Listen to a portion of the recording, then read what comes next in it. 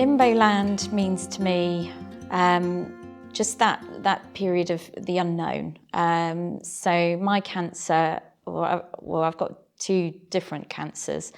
I've got a brain tumour and subsequently diagnosed with breast cancer. For my brain tumour, I have to have scans every 6 months, so I'm on what they call watch and wait. And I guess limbo land is that period where you're not actually actively doing anything, but then all of a sudden you get drawn back into the kind of cancer life where you have to have your scan and then you have to wait 3 weeks or so for the results. And that's really, really difficult in terms of just carrying on with normal life at the same time and trying to function, knowing that, you know, in a few weeks you could have news that's going to change your life forever.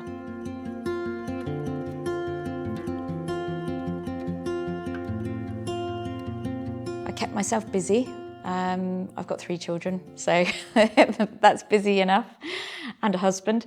And so distraction was a hugely important part of just keeping myself going. I don't think I could have done it if I didn't have those people around me just sort of keeping me going. And I talked about how I felt to my husband, to good friends, which just helped me, I think, to process how I was feeling about it.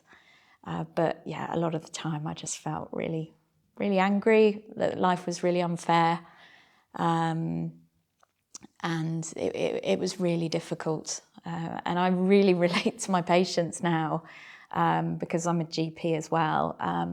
So whenever I'm breaking news that somebody might have a cancer and we need to refer them via the 2-week wait pathway and so on, you know, I know how they feel because I've been in their footsteps. You know, I've trodden that path. I don't know whether that makes me a better doctor or a worse doctor, but I think it just helps me to be able to empathise with them.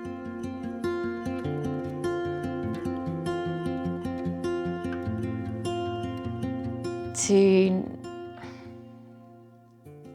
never be surprised, unfortunately, because through it all I've been thrown curveballs with my follow-up.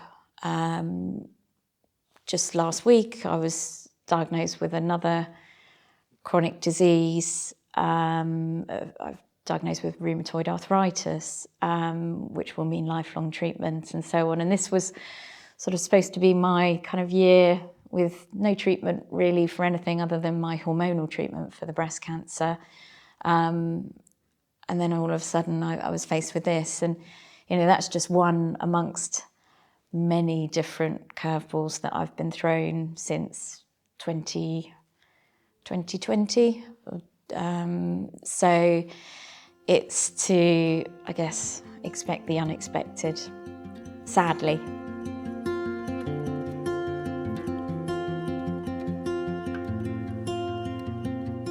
I would also recommend, particularly to younger patients, so patients who fit within the sort of age bracket of being in their 20s, 30s and 40s, which is an age bracket that typically cancer services aren't terribly focused at.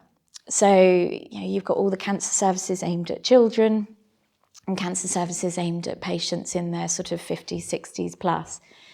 So the patients in their 20s, 30s and 40s are growing, unfortunately. There's more cancers being diagnosed in those patients, but there's less out there for us. I still am in that bracket. But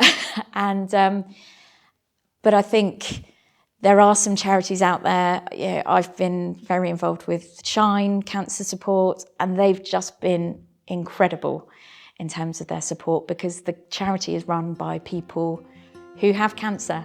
They get it, they just know.